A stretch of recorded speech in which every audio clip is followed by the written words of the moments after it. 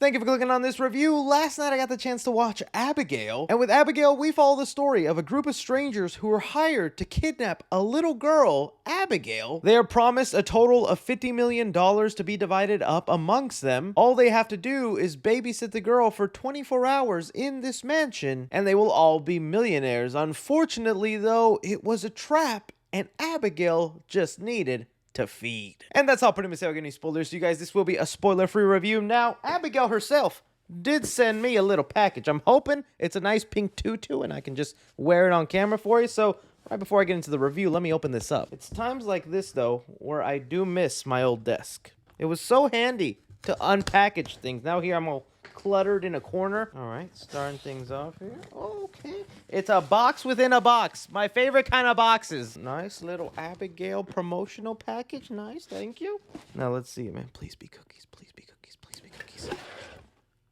Ah! It says Abigail music box. Oh, it's a collectible? Oh, jeez. Okay. Let me open. Whoa, boy. Look at this. That's actually pretty cool. It is playing the music, and if you zoom in, it's Abigail dancing with a headless body. This is a scene in the movie.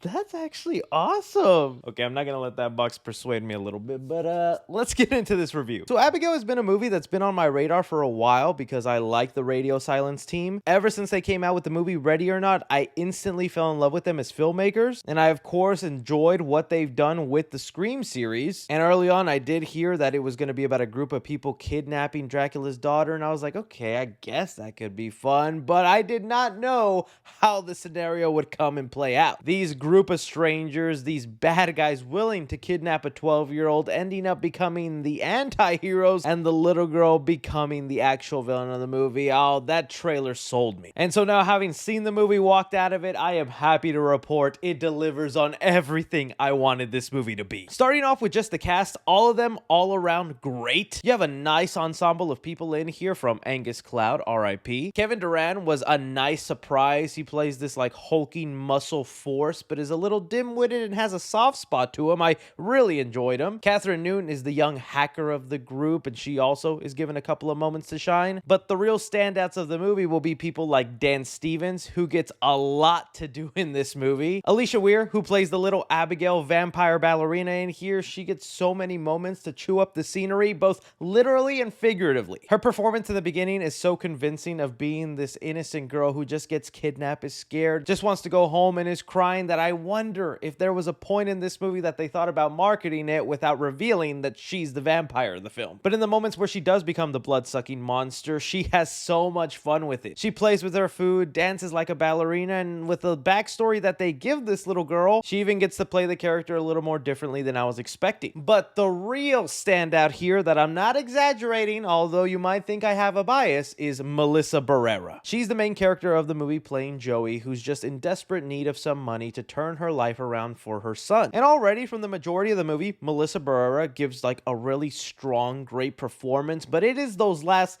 20-30 minutes of this movie where she excels. Not just with her performance, but with the physicality she brings onto the role. Because if you thought Ghostface was tossing around, beating her up, and getting her all covered in blood, you have seen nothing with the ending of Abigail and everything that goes down. Major props to Melissa Barrera and the things she has put through in this movie. It makes me so sad I might never see her in another Scream movie. But it'll be okay, because after this movie, I know she's going to get so many more roles. And you'll see, after you see her in this movie and the stuff she goes through, she's becoming her own Sarah Connor or Ripley of horror movies. And I mean that. I'm not just exaggerating. And well, that's another thing with this movie. I knew Radio Silence liked to include a good amount of blood, practical effects, body parts flying, but the movie is also a lot more violent than I was expecting. There are a couple of moments that'll get you turning away from the screen or just feeling that sort of pain that the characters are going through. The added balance of humor and horror in here, I think, is something so difficult that only a couple of filmmakers are able to get right. The only other person I think I see get it right is Jordan Peele. The way that Jordan Peele can seamlessly put together a scene that'll horrify you, scare you, and then jump to making you laugh, I think the Radio Silence team is capable of that too. It's a very funny movie with a lot of good one-liners, but the humor never overshadows the film where it feels overly silly, overly campy. It has a campy feel, reveal, but it's the right mixture of it where you're still worrying about the characters on screen. The other thing I absolutely loved about the movie is the vampire world building. That's always one of the funnest parts of going into a movie where they have a werewolf, a vampire, invisible man, whatever these classic universal monsters are. Every TV show or movie has their own set of rules that they base them off from the original rule. And Abigail is no different. We know the basic rules of, they can't go into sunlight. They bite you, you turn into a vampire, but they take it a step further and create their own world. There's moments in here where the characters are having conversations about these urban legends that they've heard, about the person connected to Abigail and what they're capable of and the things that they've done to other people, and it just adds this extra layer of intrigue into the movie. That added on with the unique vampire rules they throw in here I think is also fun. And the characters testing themselves, what does work, what doesn't work. If I hold up garlic to them, will it do anything? If I put a stake through their heart, will they hurt them? And that kind of trial and error is fun because as an audience member, you're thinking the same thing. How would I go about surviving this situation? And I was even mentioning earlier how some people complain that they shouldn't have revealed that Abigail was a vampire in the trailers. It does take a little longer than I expected in the movie for that to kind of play out, which does make me wonder if maybe that was something they thought about hiding in the beginning. But even aside from the Abigail reveal, there's other little twists and turns that happen in the movie that I think make it fun. Aside from the world building and little hints that they give you throughout, the things that happen at the end, I was not expecting at all. Some pleasant, some I thought kind of went overboard. So overall, I genuinely just had a great time with Abigail. I think you'll even get a better experience if you see it with a packed crowd, everybody who's just getting into it. Now, with that said, I only have a couple of gripes or negatives attached to the movie. For one, I was mentioning the end has a lot of twists and turns and things that might go overboard. Without spoiling anything, yeah, the ending kind of gets repetitive. Some of it worked for me, some of it felt like they were just stretching themselves a little too thin. It was stuff in like the very last 5-10 minutes where it started becoming maybe overly campy, overly silly, specifically when a certain character steps on the screen and you're like, oh, dude.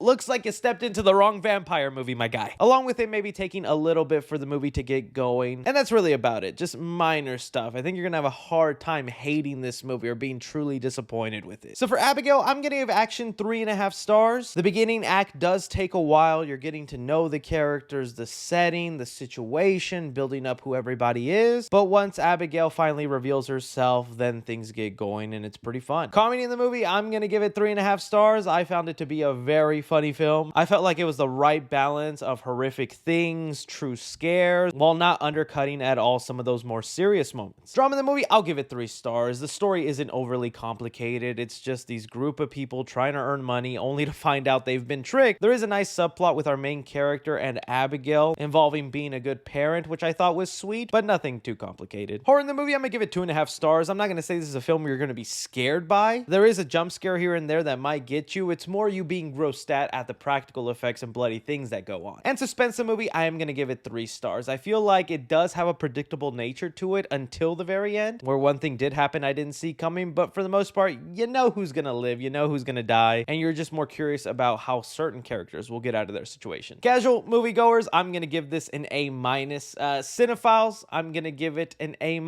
And critically, I'm going to give it a B+. To me, Abigail is not only worth watching in theaters, it's a movie I think you should add to your collection at home. That's a keeper.